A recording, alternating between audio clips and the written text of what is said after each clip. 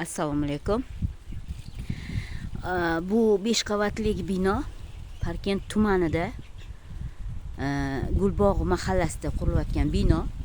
Mana bu xonadon, bu qo'shni xonadon, lekin mana shu xonadonga mana taqab qurib qo'ygan.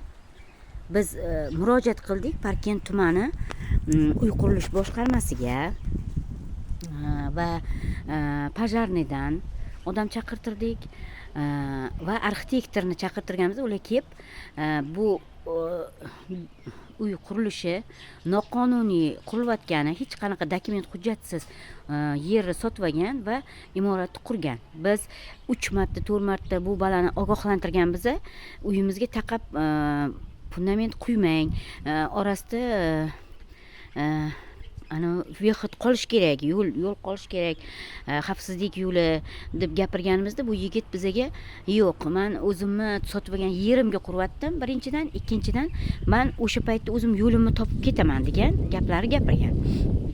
Hozir qarang, mana shu uyni yorug'lari kattalashib ketyapti. Manaki bular fundamentni kovlaganda uy solgan. Lekin bizlar Parkent tumani hokimiyatiga, hokimga, Sardor Isoqulovga xat bilan murojaat qilganimizda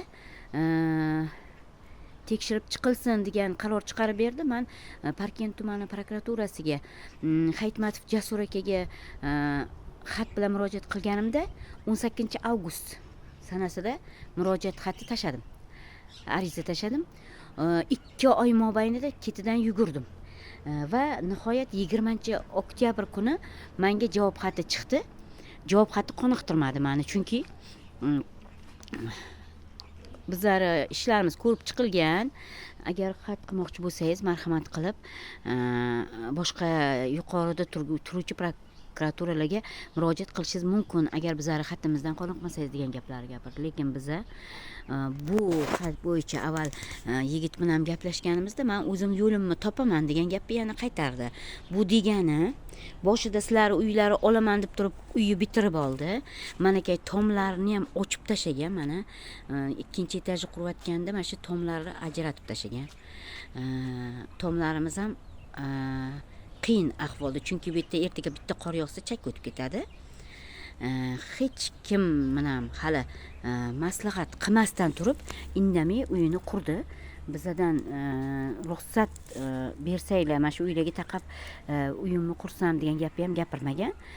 Lekin har gapida xohlagan joyingizga murojaat qiling degan gapni gapiryapti. Kimga murojaat qilish kerakligini biz yuqori tashkilotlarga aytamiz desak, xohlagan joyingizga borib arz qiling degan gapni gapiryapti.